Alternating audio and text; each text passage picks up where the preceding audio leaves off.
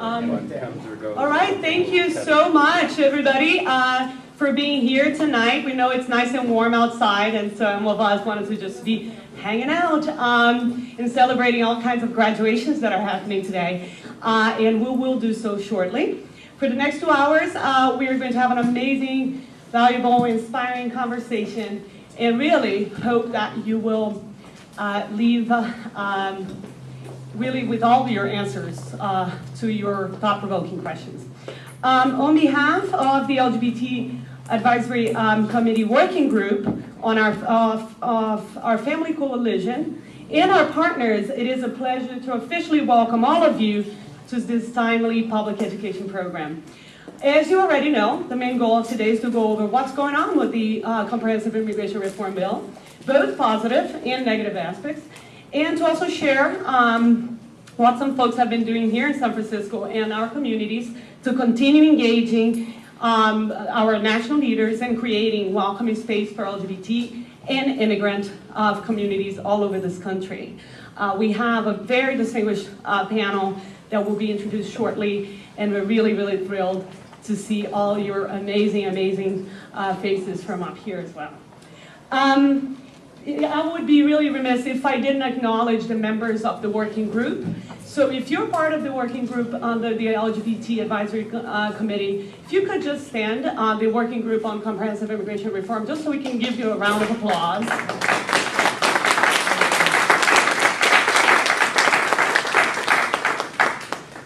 Thank you all so much. As you know, it takes a lot to put programs together, and these folks have worked really, really hard to make sure that you have all the resources that you see here at this table. Make sure you grab them before you leave. You will also receive copies. If you left your email address with us, you also receive digital copies shortly after this program. And so we encourage you to make sure you sign in to receive updates.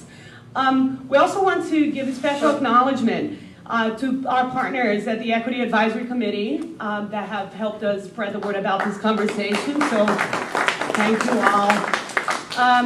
Kuav, API Equality, EXO Cafe, that also donated the delicious pastries that are back there that we hope you try out before you leave. And of course, there are folks that are listed here in your beautiful program. So just please make sure to take a look at all of the participants, co-sponsors, and share the love when you see their website or if you see any program that they are offering. We really support each other and we do cross-collaboration all the time. So we hope that you will come out and support their programs as well.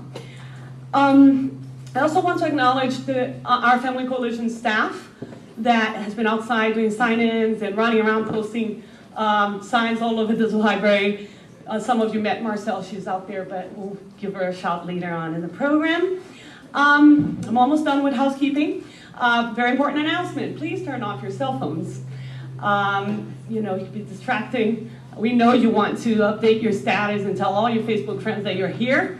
And so you could potentially do that and still encourage them to come out. But then please silence your cell phones. Before introducing our moderator, we'll just go very quickly over the structure of the program so you know what to expect. Our distinguished guest speakers will have about 5 to 8 minutes each to go over certain aspects of the reform according to their areas of expertise and also, of course, experience. And they will share a little bit about best practices, what's happening at the national scope and also locally. Then will come the so-called meat and potatoes of this presentation. You will have an opportunity to ask all your questions. So you should have received a yellow question card, public comment card. Can anyone lift it up for me to see? Yes, so those question cards, if you have questions during their presentations, you can also write out the question. And how do you submit a question? Literally, just raise your question. And a member of the committee, somebody with a name tag, will pick them up and share them with our moderator. Any questions, concerns? No? All right. At this point then, we'll keep moving. I can't forget to say this. This program is being recorded. It is a public meeting for public records. The audience is not being filmed. I know there were a couple of questions around privacy and so on. and you do not have to share your name on the public comment card. All right, so you can keep your anonymity there. Again, without further ado, it is my pleasure to introduce today's moderator. If you have not had an opportunity to have a conversation with him or to really find out a little bit more about him, I'd encourage you to do so today. He is the chair and actually a fantastic advisor to the LGBT Advisory Committee under the Human Rights Commission. He is a commissioner serving the city of San Francisco here and so many other boards and so many other communities. And so again, I encourage you to take a look at Commissioner Pappas' bio and join me in welcoming Commissioner Pappas. Thank you. I think we need to bottle Renata's energy and say thank you to both Renata and Fayez, especially in the group who have been doing such wonderful work. Can we have a round of applause for them?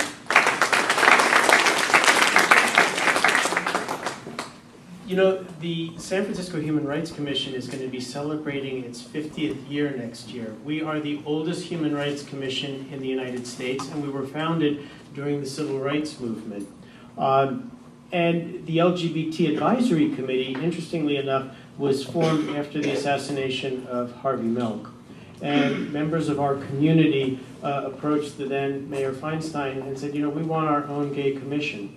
And she said, no, we're not going to do that because by ordinance we have this independently chartered Human Rights Commission, which is all about discrimination. And so it's a treasure for the city. And so what she did is she established within the Human Rights Commission the LGBT Advisory Committee. And it basically is comprised of stakeholders from so many wonderful organizations from within our community, and it's tasked with basically advising the Commission on discrimination issues within our community. At the beginning of every year, we have a retreat, and at that retreat emerge work groups. And one of the work groups that emerged this year was the Comprehensive Immigration Reform. And it was so timely that it should be happening now, that what you are seeing today is part of the fruition of their very, very hard work. And I'm glad that you acknowledge the individuals who comprise that work group. Just a few thoughts on this particular gathering. I am really blessed to live and work in the Presidio. And I live right across the street from the beach. And it's a wonderful, wonderful place. And if you ever are looking for the best sunset in San Francisco, there is a place that's called Immigrant Point. And it was just built and dedicated a little over 2 years ago. And I just happened this past week to go back up there, and there's a beautiful sort of horseshoe-shaped area there that you can see the sunset. And engraved in this horseshoe are some words from President Woodrow Wilson. And the words are these: we opened the gates to all the world and said, let all who want to be free come to us, and they will be welcome. And I was thinking to myself, here we are on federal land, and during a very contentious time when immigration was being talked about a couple of years ago, and we're good at building structures and we're good at building memorials, but I asked myself, are we being true to this quote of Woodrow Wilson's? And I think we'd be hard-pressed to say yes. And so today is all about considering that quote. We're all here today because we care about this very timely and critical human rights issue. We've watched the legislative process and tracked a bipartisan immigration reform bill that was recently voted out of the Senate Judiciary Committee and is now at the stage of conversations and negotiations, and it will continue until a final bill is ready to be voted on and submitted to the President, possibly by July, probably before the August recess. Some leaders have argued that the bill's inclusion of same-sex families would have led to the defection of conservative Democrats and moderate Republicans in the Senate, allowing Republicans to drop any negotiations about comprehensive reform.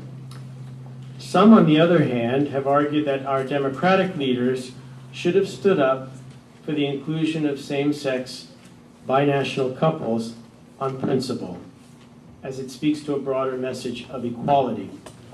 We at the Human Rights Commission, along with organizers, many of whom are here this evening, share the view that the immigration reform bill should consider same-sex couples as married for the purposes of immigration status. Unfortunately, many in Congress disagree and are of the opinion that the humanity and the equality of LGBT families will be addressed by the reversal of the Defense of Marriage Act. If, in fact, the Supreme Court does strike down DOMA next month, it is possible that same-sex couples will be treated equally with respect to the immigration law. Regardless of that outcome, however, we also know that we must continue to share our stories and help many people in our diverse communities understand what's at stake for LGBTQ immigrants in our nation and how we can become better allies to those who have been historically excluded.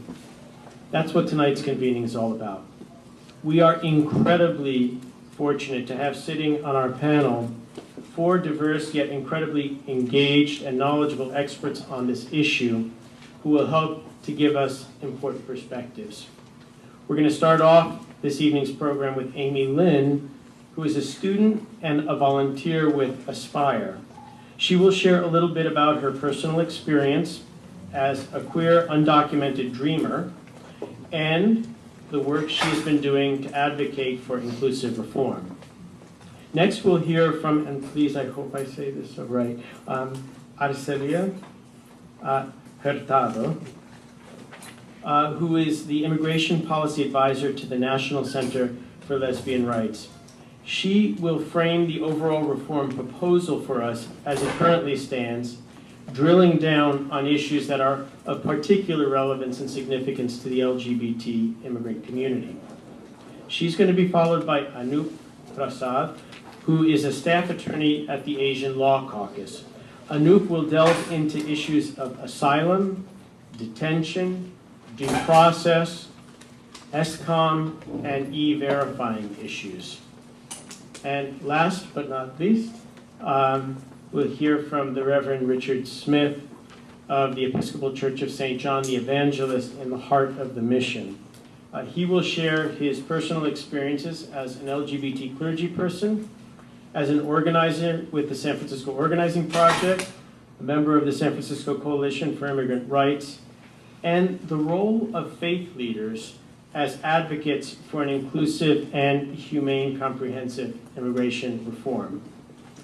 We would encourage you to take a look at their impressive biographies that are included in the program, and stay afterward and talk with them following the panel discussion. After Reverend Smith's remarks, we will move to the much anticipated portion of the program where you, the audience, are invited to ask questions from our panelists. As Renata mentioned earlier, all of you will have a chance to submit your questions via the yellow question cards you received at check-in. I'll be compiling the questions and moving through them as efficiently as we can to make sure that we address all of your questions. It's our hope that this conversation inspires you to continue the critical work that you are doing in your neighborhoods, schools, and places of worship. So without further ado, we'll begin. Amy, why don't you lead us off? Sure. This is on, right? Hi, my name is Amy Lin. I am, or rather was a student at City College of San Francisco and will be transferring to UCLA in the fall.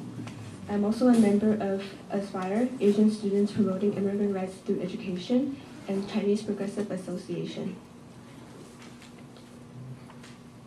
I thought having a few familiar faces in the crowd would make me more comfortable, but no, certainly not. So a little bit about myself. I've been living in the United States with my mom for about 8 years, undocumented. In high school, I decided to come out to my mom and my family and my friends that I was queer. It wasn't easy coming out to them, much less as both later on in life. Constantly worry about the acceptance by the others.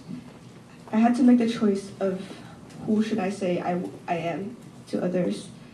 And that question about who I am in terms of what do I want to present to others, and realize that it is not up to me because I am who I am, and I'm not going to change who I am because of acceptance or afraid of being undocumented. With that, I began doing organizing work around the community, but with the identity of being undocumented, my organizing work was on debate with who do I approach. I began first as queer back in high school with GSA, and I realized that there is not much visibility around undocumented population. That as API, a member of API community, undocumented is not an issue that's being discussed because of the fear and because of the acceptance by other people who identify with you as API. And being queer, it makes it even worse because queer itself is not accepted by the culture. With that, the intersectionality, which was being asked to discuss, that really cushioned my path constantly of what I want to do and what I can do in community. And so earlier, actually 2 years ago, when I first began, I studied college as on student council. I began to do organizing work as myself, undocumented and queer, and proud of it, and actually met a bunch of people on council who shared the same identity, which was really rare to find such a good group like that on a college campus. And we began working to organize students who are supportive of the cause.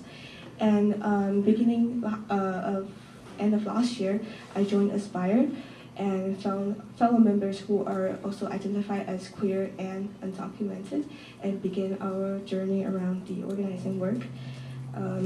Thanks to the recent discussion of comprehensive immigration reform, we finally get to talk about the things we've been doing, including talking to high school and college students about the issue itself and how similar we are with the rest of Americans, that we are part of you, and it's not something that we can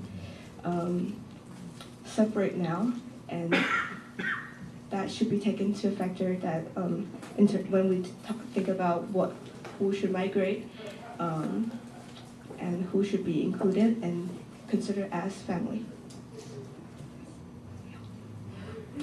Thank you.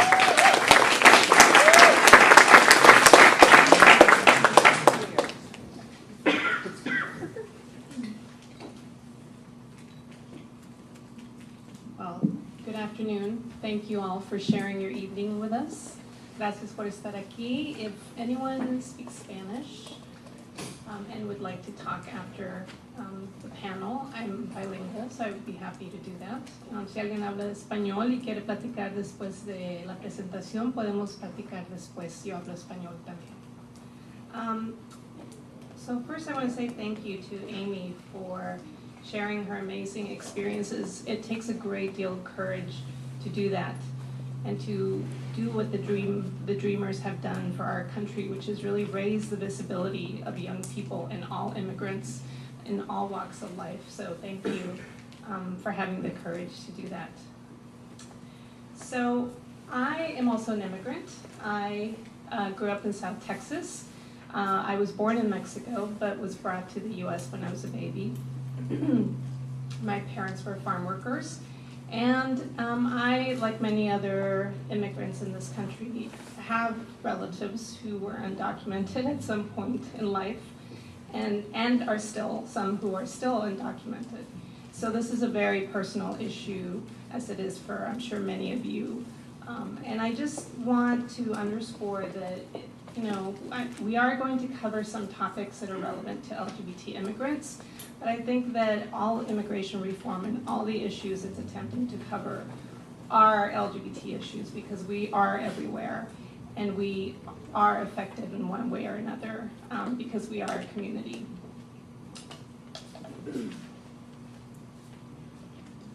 So as we all know, last week on Tuesday, the Senate Judiciary Committee voted 13-5 to advance their bill, which is known as the Border Security, Economic Opportunity, and Immigration Modernization Act. So it's now moved on to the full Senate floor. And this came after 5 full days of hearing various amendments and debating those amendments. And so in the end, there were compromises made, as Commissioner Pappas alluded to. And, it's sausage making in its purest form. And what I hope to cover in my 5 minutes left is some of the main provisions that affect LGBT people. But again, as I said, I believe that all of immigration, the whole proposal, affects our community. So the first obvious provision is the path to citizenship. So 11 million people in this country live here undocumented. Of those, about 267,000 are LGBT. And under the Senate version that's going to the floor, they can obtain what's called registered provisional immigrant status 6 months after enactment of the bill, as long as certain border security measures are met, which I won't go into here. They must also have arrived prior to December 31st, 2011, and maintain continuous physical presence since then, and they must not have a felony conviction or 3 or more misdemeanor convictions. They must also pay a fine of $500. So people in this provisional legal status can work and travel, will be able to work and travel in the U.S. under this bill, but would not be eligible for federal benefits. Again, this provisional status would last 6 years and is renewable upon payment of another $500. After 10 years in this provisional status, immigrants can seek a green card and lawful permanent resident status if they are current on their taxes, pay a $1,000 fine, have maintained continuous physical presence in the U.S., and meet work requirements and learn English. For dreamers, like Amy, the path to citizenship is a little bit shorter. It would be 5 years for a green card and citizenship immediately thereafter. Again, we all know that for binational couples, under current law and the Defense of Marriage Act, same-sex couples cannot petition for legal status for the foreign-born partner, even if they are legally married in their state. So that means that thousands and thousands of people, as some of you may have experienced personally, are forced to live separately for months or years, or even leave the U.S. to be with their partners. The Gang of 8 bill left out measures that would give LGBT couples the same ability to petition for legal status. And on the last day of markups, in a rather dramatic moment, Senator Leahy put forth an amendment to the bill that would include such a provision, but after some debate, he withdrew it. And as Commissioner Pappas alluded to, the logic of it was because even Democrats such as Dianne Feinstein feared that supporting such an amendment would undermine the entire bill. It would, again, push conservative Democrats and Republicans not to support the entire bill if this amendment was included. Another provision that affects LGBT immigrants is conditions in detention facilities and the use of solitary confinement. So on any given day, there are 300 immigrants who are held in solitary confinement at the 50 largest detention in a cell for at least 22 hours a day. Half are held in these conditions for more than 2 weeks at a time, sometimes in tiny windowless cells. This inhumane treatment, solitary confinement, is disproportionately used to house gay and transgender detainees. For an example of that, we have many at NCLR where people contact us from detention facilities because they are being held are being threatened to be held in solitary confinement or have just come out of solitary confinement.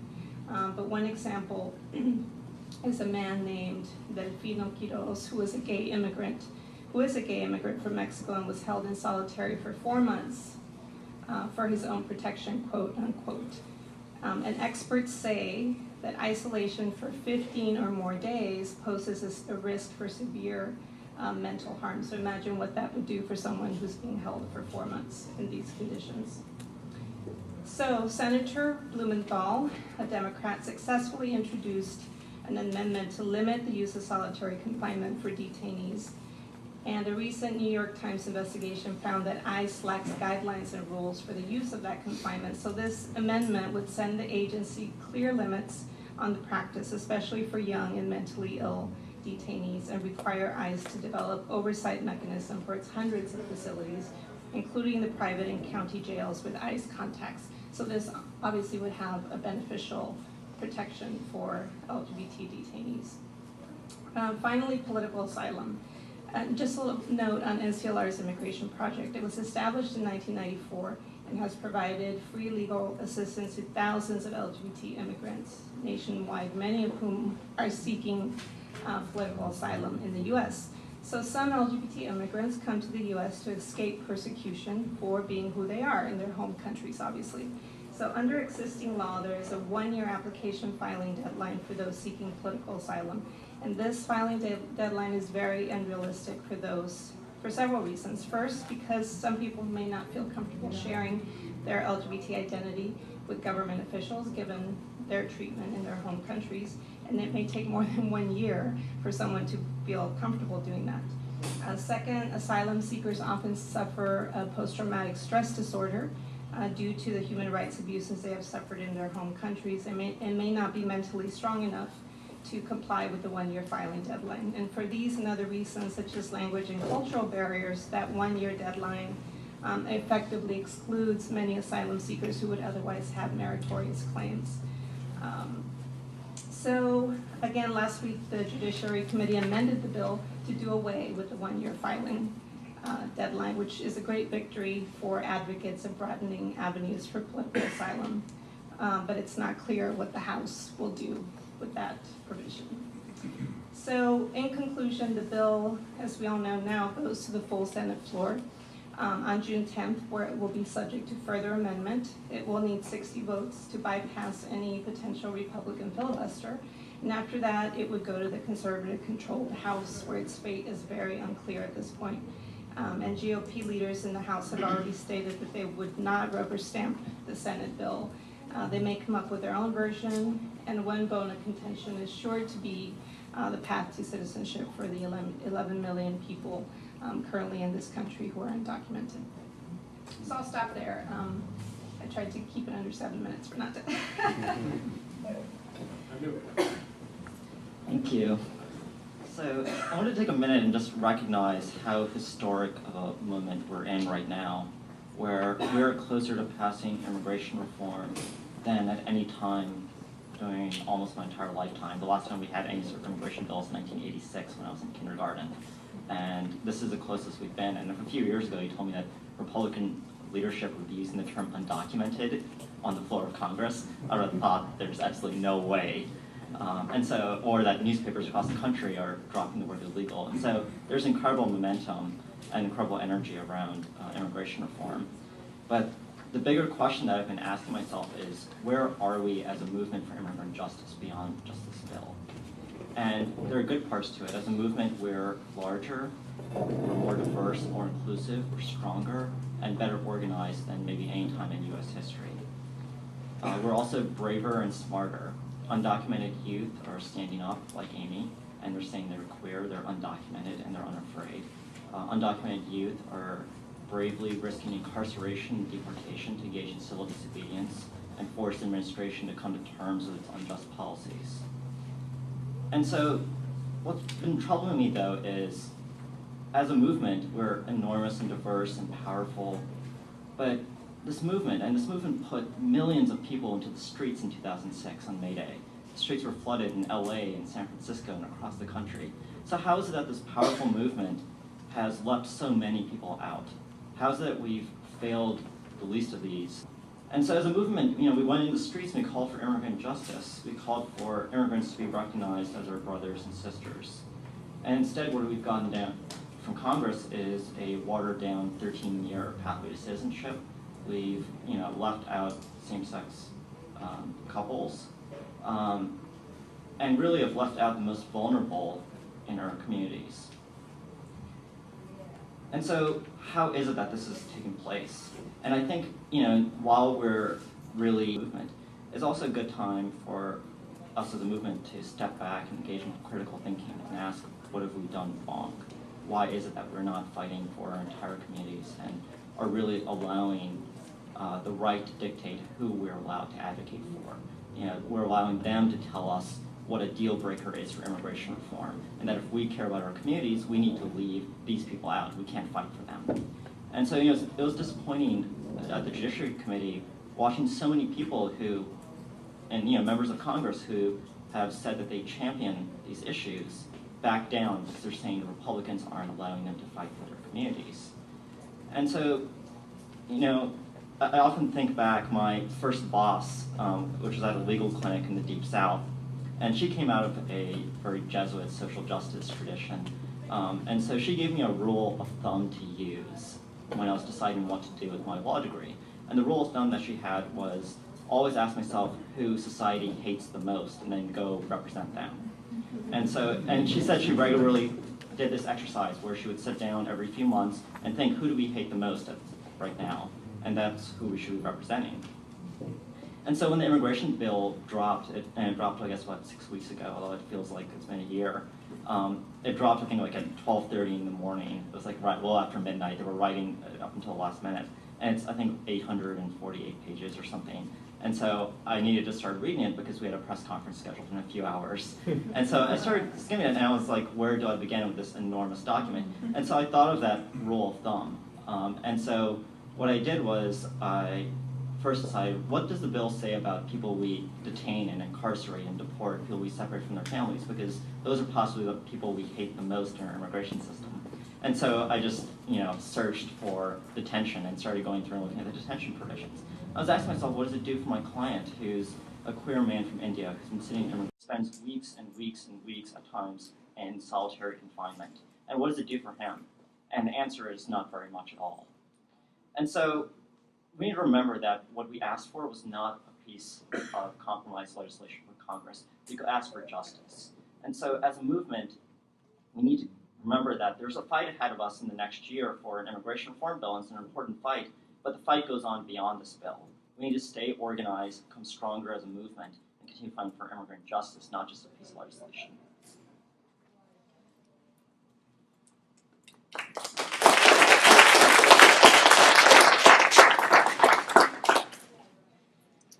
Well, I'm really honored and also very humbled to be part of such a great panel. And it's nice to see all of you, a lot of familiar faces that I've had the pleasure of marching alongside of and sitting through some very long meetings talking about this very issue.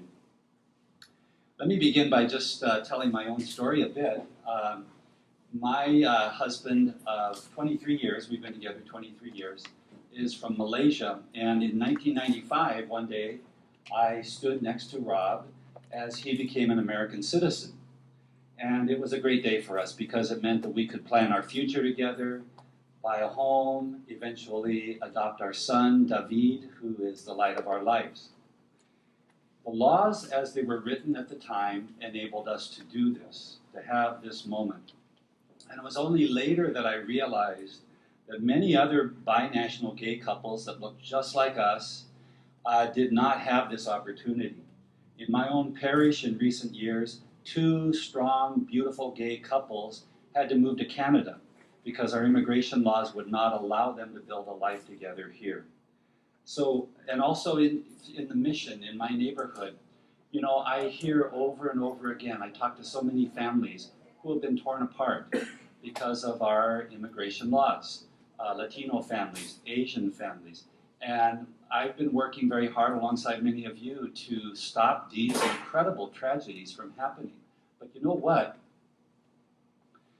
It's no different for a gay or lesbian family if they get torn apart by immigration laws.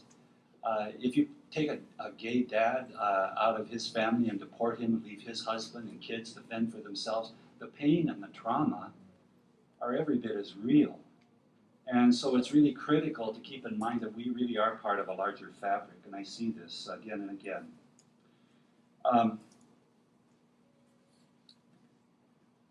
I have to say, you know, working on this for the last few years, the religious community has in one sense been remarkably cohesive, surprisingly cohesive on that. I've sat at meetings with evangelicals who a few years, very conservative evangelicals who just a few years before probably wouldn't even shake my hand. And we've been at meetings together working very hard on immigration reform. A real cross-section of religious traditions have come together on this. It's amazing. You know, and so that gives me a lot of hope. But I'm also aware that the religious community is divided when it comes to this particular aspect of immigration reform. Let me say clearly that many religious traditions, and I'm happy to include my own tradition, the Episcopal Church, have taken a very strong stand in favor of protecting gay and lesbian families in this reform bill. And this didn't just happen to us overnight. It's not just something we pulled out of the air. This has actually been coming for a few hundred years as our tradition happened to welcome many of the developments growing out of modernity. For example, an openness to science and social movements like the equality for women and for people of color. So it's been a long time coming.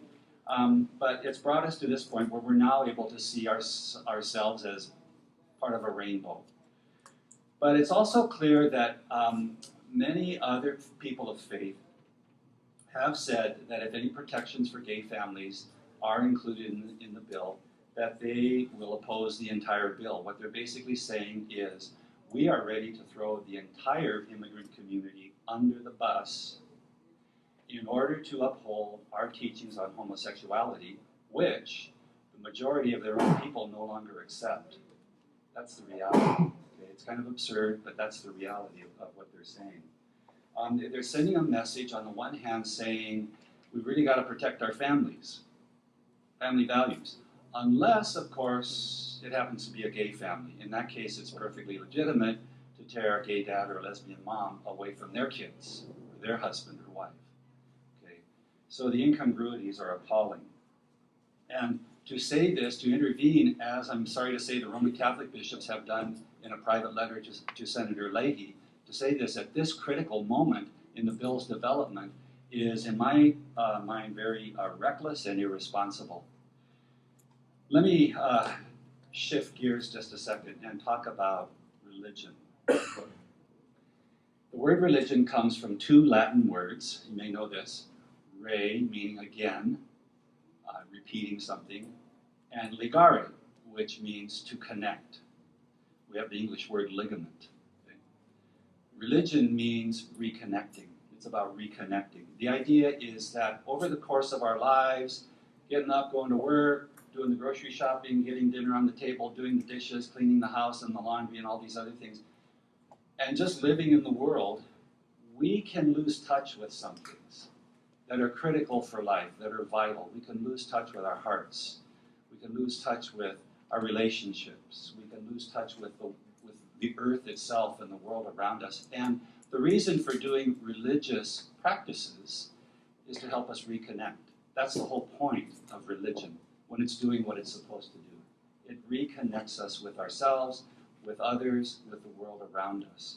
This is what good religion does. And this is what all of our practices are meant to do, whether it's feasting or fasting, celebrating seasons or special holidays, singing special songs, drumming, chanting, whatever the practice is. That's the point, is to help us reconnect with what is vital. That's what we could call good religion. But there's also what Hegel, the philosopher, called bad religion. This is religion that alienates from our society, from the world around us, and from the earth.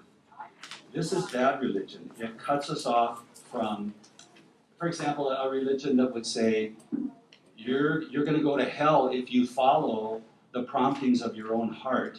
If you follow the promptings of your own body, that you're going to suffer for it, that's alienating religion. That's bad religion. That does not reconnect. It alienates, okay? If you have a religion that separates you from, 2 minutes, that separates you, that alienates you, makes you an outcast from society, that is bad religion. That is not religion that does what religion is supposed to do. It does not reconnect. And this is not something that's classified along denominational lines. There's good religion within Episcopalianism, my tradition. There's bad religion within Episcopalianism. It cuts across all lines. But the task, I think, for all of us as people of faith is to continually call ourselves to do what we're supposed to do in this work of reconnecting. So that's what I see the task. I'm going to close this off and welcome questions, but as I see it, the work of keeping gay families, gay couples who look a lot like mine, together through this immigration reform movement is very much a religious work. It's about connecting us to the people we love and to our own selves. So we're about something that I think is very critical to the future of our country here.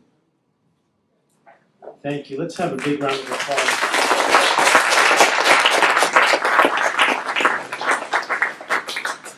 You know, Anoop invited us and almost challenged us to take a moment to think about the historical moment we find ourselves in.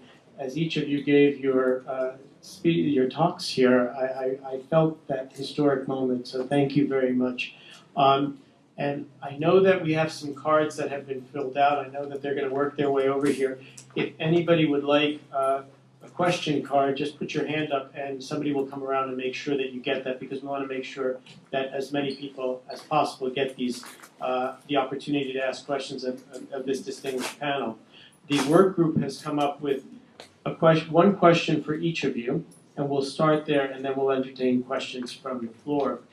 And we'll mix it up a little bit. And I'd like to ask Anoop, how do you see San Francisco's ordinance as a sanctuary city being impacted by comprehensive immigration reform? What can we do to sensitize ICE officers about the realities of LGBT immigrants? Sure. So, San Francisco really took the lead on declaring itself a sanctuary city. Unfortunately, over the years, that's kind of eroded in actual meaning, although the label has still been there, or maybe the spirit. ICE still conducts raids regularly in San Francisco. San Francisco residents are regularly deported, as everyone here can tell you, are regularly detained, are regularly picked up from their homes, picked up from county jails. And, I had a client once, he got detained at home. ICE raided his house in the Sunset. And then he asked me, I thought we were in a sanctuary city. I was like, you are in a sanctuary city, but you're also in immigration detention now. And so ICE has really eroded what it means to be a sanctuary city, mostly through a program called ESCOM. It actually is called Secure Communities, but it doesn't really make our communities secure, so we've renamed it ESCOM. What ESCOM basically does is it forces local law enforcement to assist immigration in detaining and deporting, assist local law enforcement in assisting immigration in detaining and deporting its own residents and members of its own communities. Anytime anyone is arrested for any reason, whether you're innocent, guilty, wrongly arrested, as soon as you get fingerprinted by local law enforcement, your fingerprints automatically get sent to ICE in a computerized system.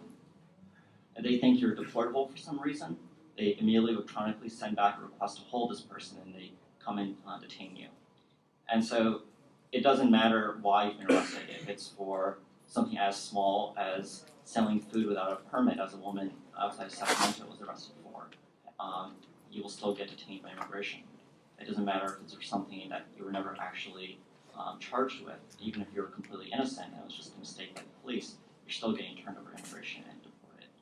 And so that's something that San Francisco really needs to realize, is that its status of sanctuary city is being eroded. And there's some things it can do to really protect its status as sanctuary city and really protect members of its community. One is support of something called the Trust Act that's pending in the California legislature right now. The Trust Act would limit when local law enforcement has to assist ICE in deporting members of its own community. The second is for San Francisco to be brave and just to say, we're not going to participate in this program. You can tell us that you want us to help you deport someone in our community, but we're not going to help you. If if we decide we don't want to incarcerate this person, that they're innocent, or we don't want to charge them, we're going to set them free. We don't need to turn them over to you. As far as ICE officials and what they can really do is, our immigration detention system is a nightmare. It is massive. Over 400,000 people pass through it every day. Tonight, 36,000 immigrants are in an immigration detention system. It's bigger than any other country's immigration detention system. It's bigger than ever before in U.S. history. It's bigger than any other country's immigration system. It's bigger than any state or federal prison system in the country. It is massive and it's sprawled over hundreds and hundreds of facilities across the country. There's almost no oversight, as Arcelia was explaining, from ICE. And so, particularly, LGBT detainees are regularly put in solitary confinement. And so, really the solution is we need to reduce the size of our immigration detention system. We need to say enough is enough. It's simply ridiculous to detain 36,000 human beings every single day. But also, ICE needs to be held accountable for what happens in their detention centers. Detainees, especially LGBT detainees, are regularly sexually assaulted in detention centers. There's no accountability. If something bad happens, they just deport the person, you never hear from it again. A few weeks ago, 2 detainees in the course of a week committed suicide in a facility in Eloy, Arizona. It's a facility that's run for profit by a private corporation. And their names never got mentioned during the congressional hearings on the immigration bill. But, ICE is not being held responsible for what's happening there. So ICE really needs to take responsibility for what happens in its detention centers. Thank you. Thank you.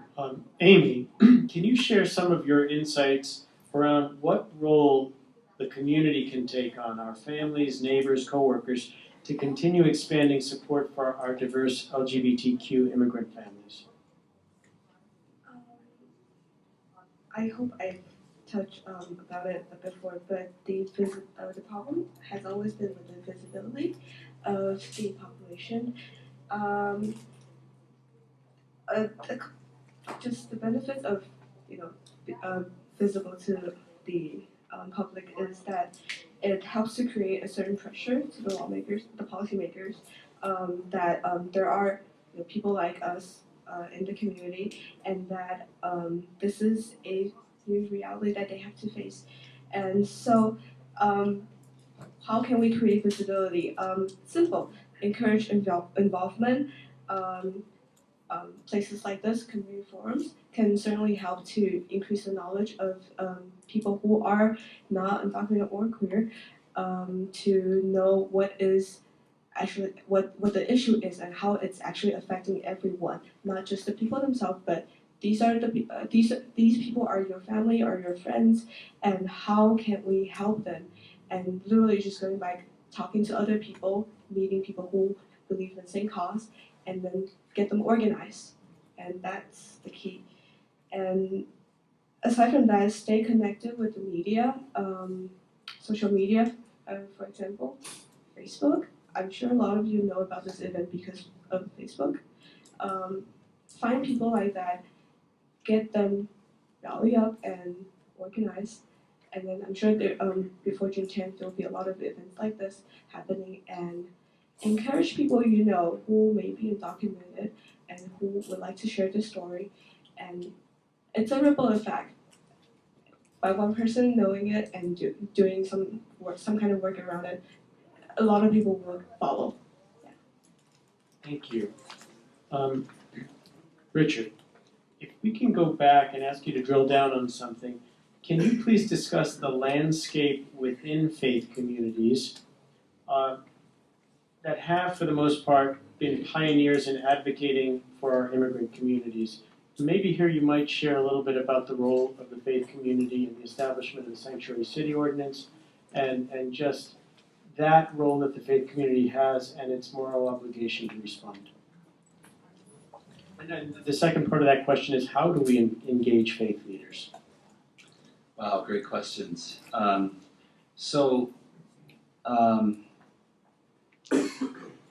Within the Western religious traditions, I'd say immigration is a very powerful theme because it resonates with some of the deepest stories of our spiritual ancestors, whether it's Abraham and Sarah, who were called to leave their land and to become immigrants, or Mary and Joseph, who had to flee into Egypt, or Muhammad and the early Muslim community having to leave Mecca to Medina, immigration keeps coming up. It's the story of our tradition. So when we hear stories today from our own people as immigrants, these have pretty deep resonance for us. And I actually think that this is one of the reasons why so many faith leaders have gotten on board here. There's a real deep connection here.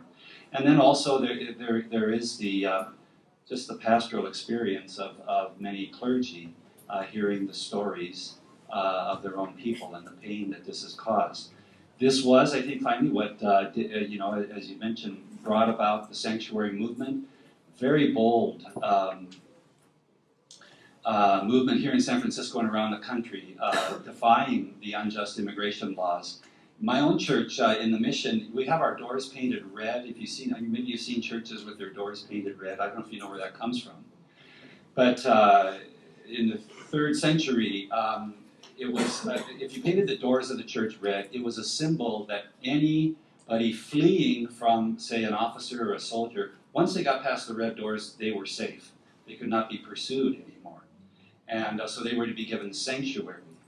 And so many churches, including my own parish back in the 80s during the time of the Civil War in El Salvador, painted the doors of their churches red as a way of saying we welcome and will provide sanctuary to people fleeing from that horrible tragedy. So it goes way back. How to engage faith leaders? This is always a question. To be honest, I think we kind of know this as queer people already, how to engage people. I was like, like a freshman in college or something during the Stonewall riot. And I just remember the change that came over many of us after that, that we started telling our stories. We started coming out. And eventually, enough of us told our stories that people's hearts started to change. And eventually, as more and more people's hearts started to change, we hit a critical mass where all of a sudden political changes are possible. It kind of makes sense to say, yeah, he's in the military, whatever, same-sex marriage is at least a conversation, but the political changes came about because first people's hearts had changed by telling our stories. I think over and over again, I've been in huge gatherings of clergy talking about this issue, and what moves people the most is just simply when we tell our stories. We've got to tell our stories. Thank you. And particularly as binational couples, that's a unique thread that I think many people have not heard. Your own stories as binational couples. Excellent. Arcelia, can you please discuss the best strategies for us to continue pushing for LGBT inclusion in comprehensive immigration reform, seeing what happened at the committee level with our senators in light of DOMA and the Supreme Court decisions? Well, I think, a lot of people think the Supreme Court's going to strike down DOMA, therefore, we shouldn't worry about this binational couple issue anymore. I think your point was good in your remarks, is that we don't know that for a fact, first of all, and you cannot underestimate how little House Republicans may care about Latinos. And I say Latinos because of the phenomenon with the last election where Latinos really swayed, and other groups as well, immigrant groups, swayed the vote and really impacted the results of the election. But and many people think, well, of course, Republicans are now more willing or more open to embrace immigration reform. But I don't think that we can take that for granted. And so what I think everyone needs to do is exercise this beautiful right you have in this country to be engaged in the political process. And I say that as someone who is not engaged in the political process because, first of all, I was not a U.S. citizen until 2008. And the reason I didn't naturalize is because I felt that this country was not my home country, deep emotionally down in my heart. And I think a lot of immigrants feel that way because of the racism we encounter, because of the other forms of oppression that we see this country inflict on others. So for a long time, I resisted becoming a U.S. citizen. But when President Obama, now President Obama, won the Iowa caucus, I decided, and I was pregnant with my second child, I decided I'm going to naturalize so that I can vote in the presidential election. So I did that, and I became a U.S. citizen in August. I voted in my first election in November, and I thought to myself, what a crime for people who are able to vote, not to be engaged in the process, not to, contact your elected officials and tell them, we are watching you, and whatever you do in this vote will determine your political future, because that's what they care about deep down. They may or may not care about the Latino vote, they may or may not care about doing the right thing for binational couples, but you can bet that they care about their political future. So that's what we need to keep doing, is keeping the pressure, building coalitions, working with all of our allies, and as Anoop said, thinking about the larger social movement that we are a part of. How do we maintain that after this bill? How do we maintain that, and how do we push for more? And the only way we can do that is to have political power and stick together. So that's what I would say. Look for opportunities to build those connections with immigrant rights groups, with LGBT groups, with everybody who's trying to push this reform forward. Wonderful. I look around this room and it seems to be a microcosm of, do you have enough, I was going to sort of categorize these, but we're going to take them one by one. They have not been designated to any one person on the panel, so feel free to chime in on any and all, okay? Has the LGBT community thought about other strategies post-CIR 2013 to unite bi-national same-sex couples? For example, deferred action type strategies like the Dreamers used.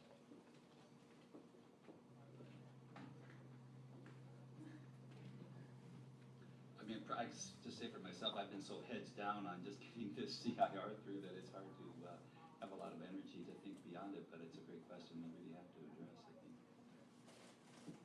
Well, if I understand the question correctly, so the question is, assuming DOMA's not struck down, and assuming, we aren't included, binational couples aren't included in the ultimate reform bill, I'm sure that there is a strategy for addressing the situation. I don't know of anything specific. Maybe some of my colleagues who are here from NCLR have heard of specific strategies, but and that's what I mean by continuing to maintain the pressure and continuing to build coalitions. At NCLR, we have been very conscious of the fact that this is a movement building opportunity. This is an opportunity to engage the LGBT community in immigrant rights issues and vice versa, the immigrant rights community in LGBT issues. And unless we do that meaningfully, there is no chance of anything happening in the future to help any of us to address who's being left out. So I think that's the key to all of this is continuing to stay engaged and stay focused and keep strong as a group so that we can accomplish more together. Otherwise, there really is no hope for anybody. This person wants us to focus a little more on transgender issues vis-a-vis comprehensive immigration reform and LGBT. Can any of you address the particular challenges transgender people face in this whole conversation, or are they being left out? Well, I think I alluded a little bit to the political asylum issues and the detention issues. Obviously, transgender people are a part of the community and face many challenges within the immigration system. I think that there is a lot of discrimination within the system. Immigration judges don't understand people who are transgender. They don't understand the challenges. They don't understand political asylum issues. So there's a lot of education that needs to happen.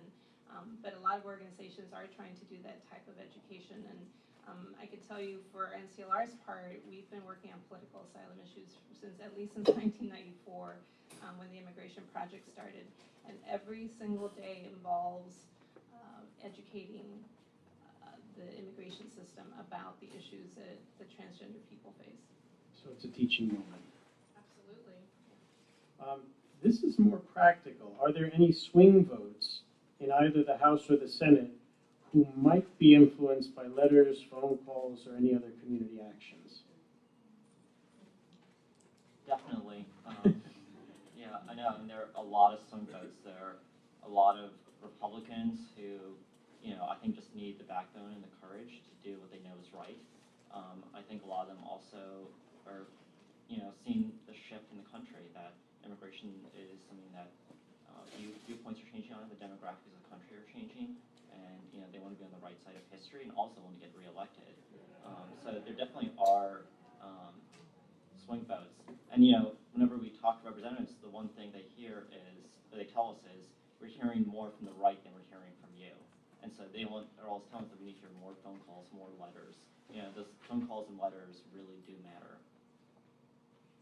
I think there was a reference made to atrocities that are happening at detention centers. This person asks us kindly to please use as an example the mass rapings of the 1970s Cuban LGBT boat people. Are any of you familiar with that or can speak to that? We all have our homework to do then. Yes, definitely. Okay. This person says, I'm a foreign-born U.S. citizen. I married my male partner in San Francisco before the passage of Prop 8. I understand I'm still legally married.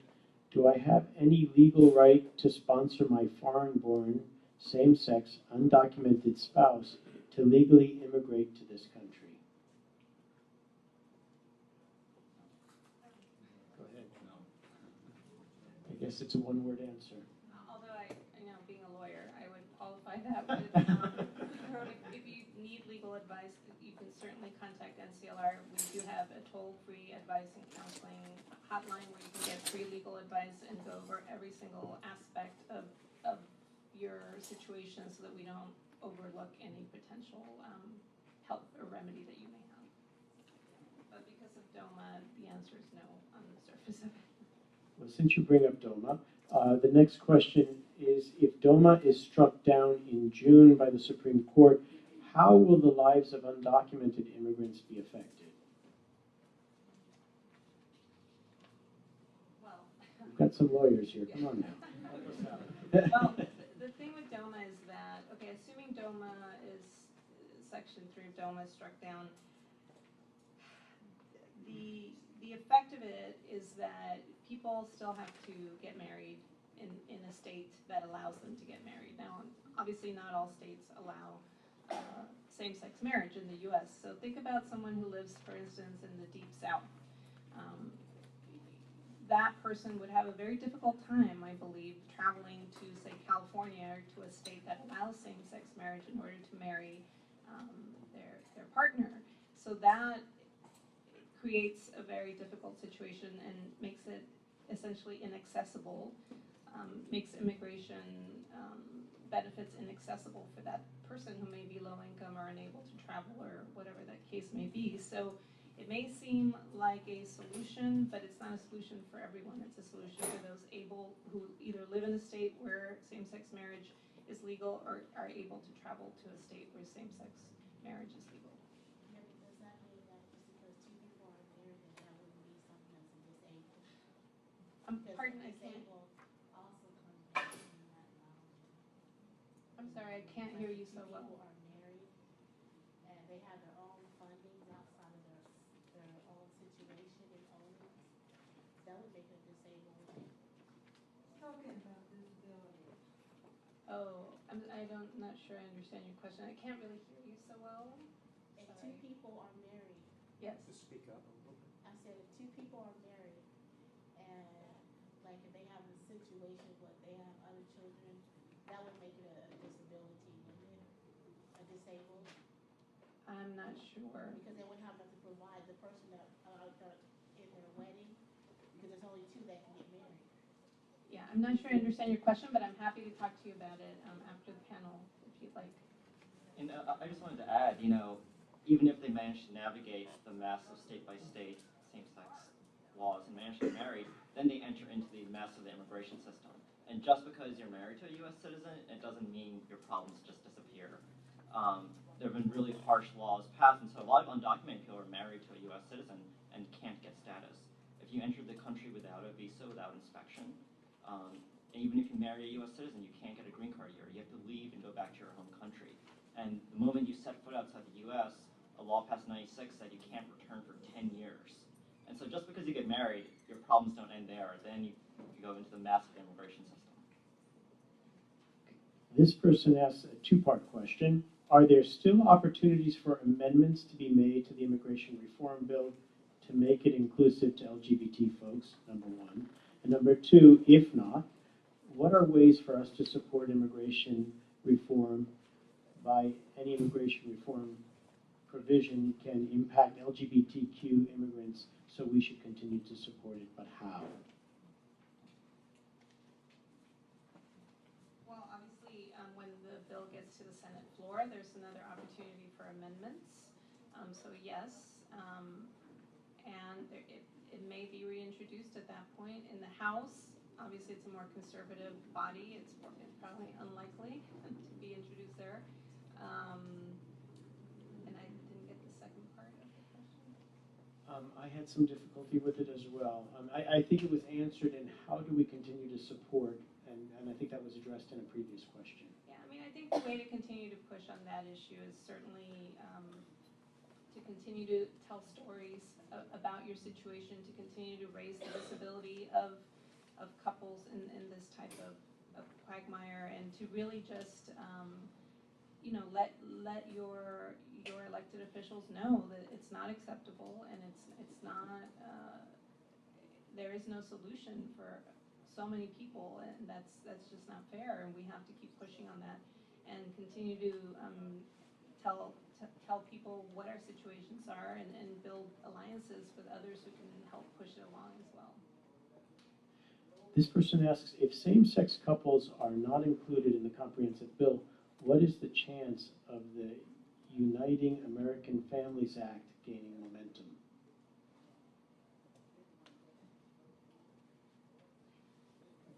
Well, I think everybody's waiting for DOMA, essentially. Everybody's waiting for the Supreme Court to issue an opinion in the DOMA case, which will be by the end of June. So I think, assuming the provision doesn't make it into the bill, I mean, there's so many different things that could happen, but I think, if DOMA's decided in the interim, then obviously there is no need for UAFA in the immigration reform package. So again, it's a hard question to answer because there's so many variables, but a lot of it hinges on what the Supreme Court's going to do. But on a positive note, I mean, I think many observers, many legal commentators think that DOMA is going to be struck down.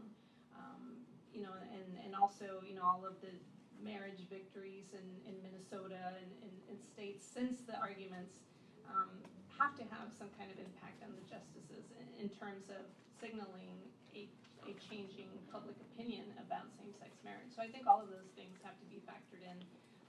So I personally, and this is just my personal opinion, I'm feeling confident or positive that it will be struck down. And there are a couple of things the administration could do, which aren't perfect solutions, but to lessen the pain a little bit. For example, the president could halt deportations, kind of like he did with deferred action for Dreamers. He could also issue work authorization, and it's not a green card, and it's not perfect, but that's within his authority. Also, for couples who are separated and are having long-distance relationships across international borders, he also has authority to parole those people into the U.S. It wouldn't give them a green card, but at least it would allow them to be together in the U.S. And so, those are also options if DOMA doesn't get overturned and if WAFA doesn't get passed, that maybe the president might take some steps to remedy the problem. But I'm wondering, would you both agree if WAFA is not part of the comprehensive immigration bill, it's very unlikely that it could ever pass on its own, right, as a standalone bill? Yeah, that's why it's important, if we're going to see it happen, that it be part of a larger CIR. Did you want to add? No, I actually was just thinking of the same thing that combining with the first question asked, that the president could do the same thing with the thing that he did for Dreamers, to have something that would defer the things that. And we all know the only reason Dreamers got DACA is because of their own activism and their own telling of their stories and their own, marches and all of the incredible hard work that they did. So to me, that's just a testament to that's how you get things done in the political process, is by raising your voice and asking for what you need as a group. A lot of the questions have had to deal with the comprehensive immigration reform legislation. This one hits close to home. It's very personal. This person says, my kids attend San Francisco Unified School District Middle School. A nonprofit provides after-school tutoring on site. Their enrollment form asks citizenship status and for a copy of green cards. They've told their funder, the U.S. Department of Education, mandates this, so it's out of their control. What can I do? My son says, but we're citizens, so why does it matter? What do I say to him? Time for the band. Well, so it's the after-school program that's asking for this. Well, I'd love to talk to whoever that is after this panel. I'd like to hear more about that. My kids are also in the SF Unified School District. So, I mean, I don't know what the Department of Ed requirements are, but it would seem that it would be something important to bring to the attention of the Board of Supervisors at the very least and try to address it maybe locally. So would this person contact Arcelia after the program? I think that we're going to be making some real headway here. This person says, although IR continues to move forward, ICE and private corporations continue to deport and inter. Yes. But I'd like to hear, it was me.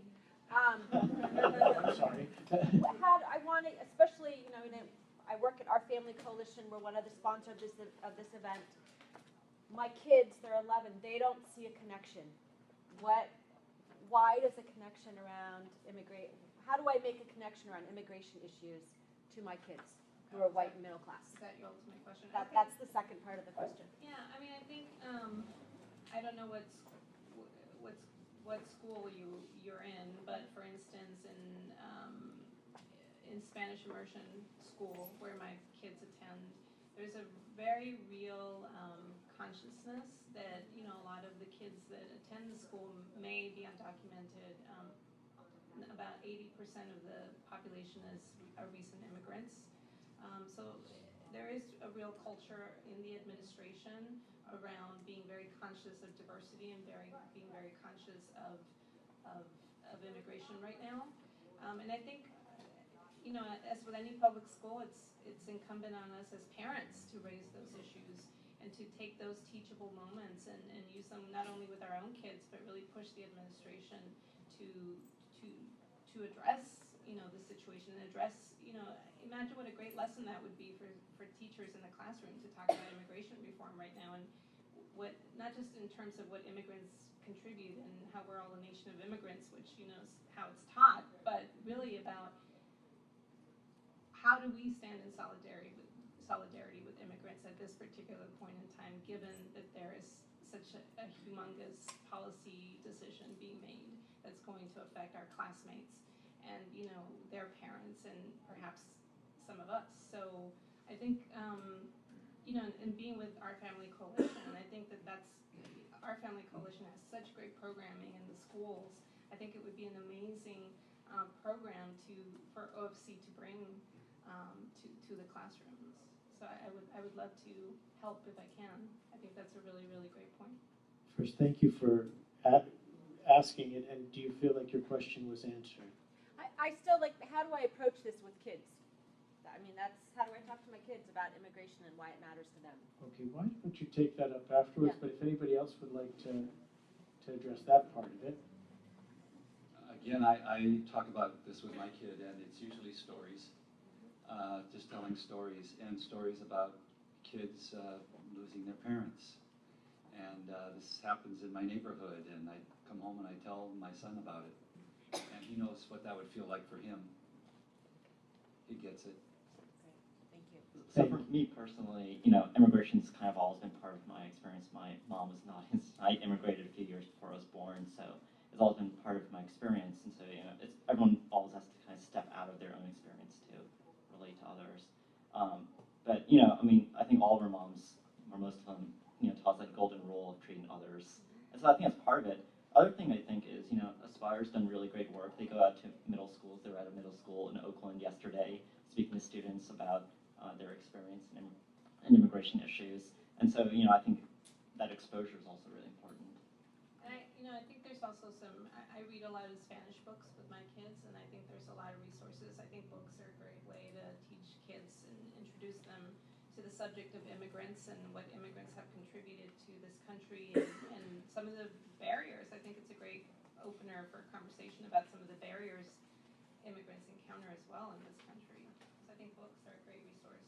Yeah, I think so kind of just to reverse the role a little bit, my mom she very often talks to like tries to tell me about her story of moving to Taiwan from Burma, and that's always a really interesting starting point because we don't always live in the place that we were from. We always migrate and talk about your own history and how you move, even just like from neighborhood to neighborhood. That makes a connection to like, oh, so what does this citizenship thing have to do with where you are presently, and yeah, that's always a good connecting point. I think you got a comprehensive answer there. We have 2 questions left here. This one talks again about abuses. Although immigration reform continues to move forward, ICE and private corporations continue to deport, and I believe this word is secure communities. If there's something human about this broken system, how come DHS continues to deport low-priority, undocumented immigrants while militarizing and reinforcing, I think, dehumanizing people? So I think there are 2 reasons why that keeps happening. One is the money. So about half of detainees are in detention facilities run by private companies for profit that are traded on the New York Stock Exchange. And last year they made $5 billion. They get paid an average of $162 per day for every person they detain. And so of that $5 billion, they took about $50 million of it and turned around and donated it to politicians, who then in turn vote for more detention every year. And so part of it is the money, and that is something that's really difficult to fight back against as a movement which doesn't have $5 billion sitting around. The second part is that ICE and the right have effectively dehumanized those people in detention centers. No one sees them, no one knows where they are, even when they're right in your backyard, like they are in Richmond, California. No one knows that they're there. No one visits them, no one hears from them. They're cut off from access to phones. It costs $20 to make a 5-minute phone call at the detention center. So effectively, they've completely shut them out. No one hears from them. At the same time, they've criminalized them. They've said that people in there are dangerous. They're security threats. They're high-priority deports. They keep dividing us into high priority versus low priority, and saying high-priority people are bad people. Don't worry about them. Don't fight for them. Don't advocate for them. And so if you have, a criminal conviction, then suddenly your life is worthless. You're not worth fighting for.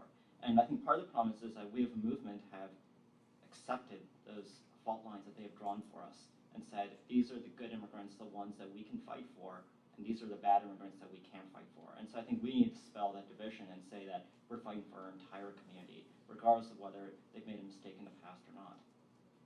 Yeah, I just chime in. I was in Washington at a meeting with the White House staff talking about immigration reform, and I presented basically a question to them very similar.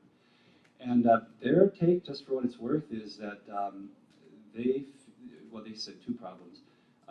One is Congress continually allocating funds to the system, so that more and more money goes to these private detention centers, and they get more and more wealthy, and they keep feeding this beast.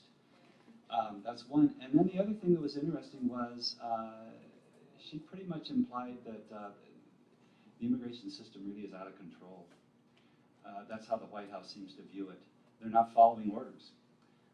And I know that's true because I've talked to local ICE officials who have told me, yeah, if somebody's here without papers, we're going to set about deporting them. We don't care whether they're a felon or not, or what the White House directives have been. We're going to do everything we can to deport them.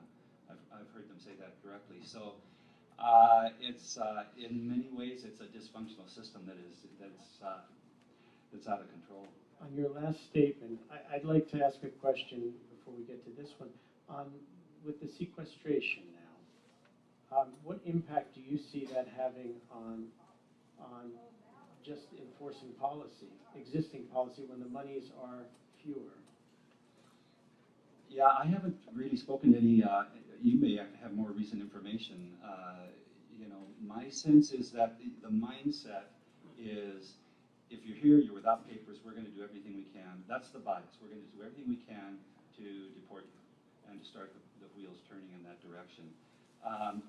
It might be that instead of putting you in a detention center, they give you an anklet to wear and monitor your whereabouts that way. But you're still in the loop, and they're going to, the machine is rolling very much in that direction.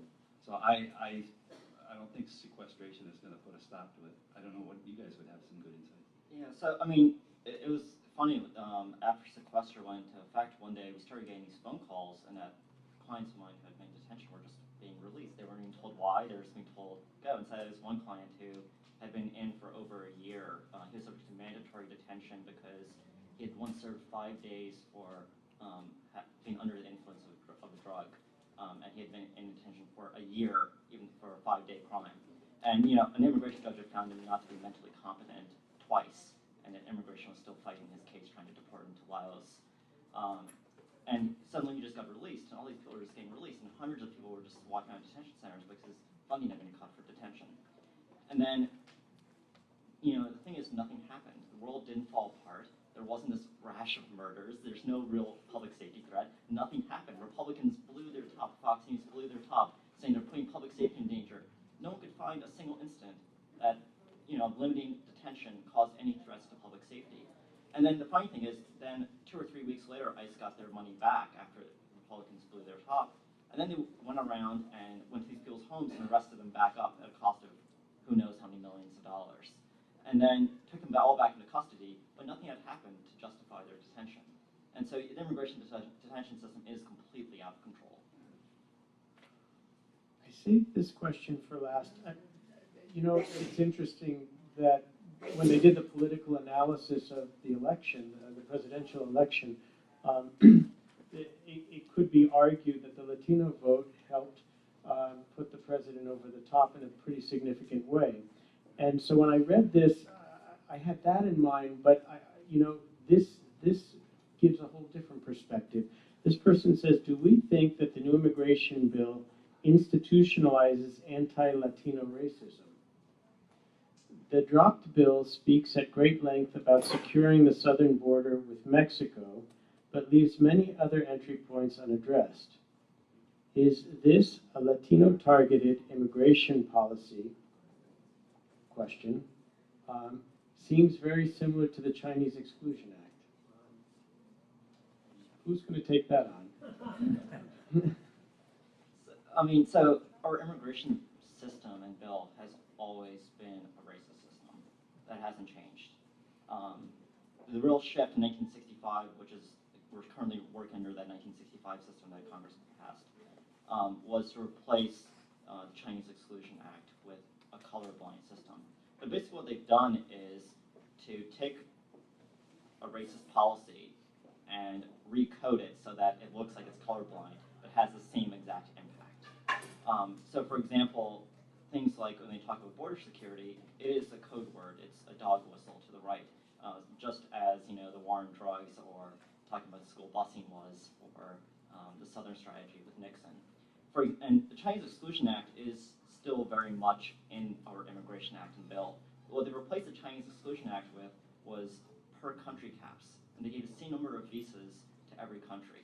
And when they proposed this in Congress, the justification was that it would keep the yellow and brown hordes out of this country. That was the argument that was given for this per country cap system. And it's done exactly that. What's happened under this cap system is that they give China, with 1 billion people, the same number of visas as Luxembourg. And so predictably, China uses more visas than Luxembourg. So over years, wait times for some countries have become longer and longer and longer and longer. So if you're from some countries, you're going to wait decades longer because you're from that country. And that's been designed to be racially exclusionary. So it's very much still in the bill and something that we need to keep our eye on. Would anybody else like to? I was going to say the exact same thing. I mean, it's no different from any other immigration policy in this country for the last hundreds of years. Well, thank you, panel. Let's have a big round of applause for this panel.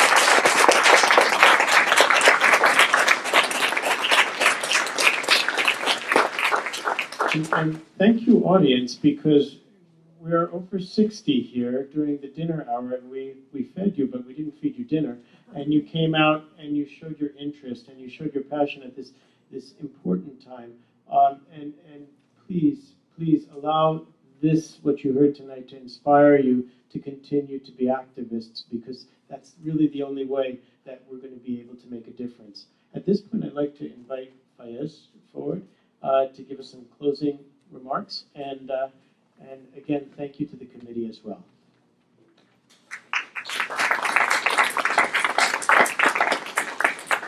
I'd like to just reiterate Commissioner Pappas' his closing remarks there and thank the panel.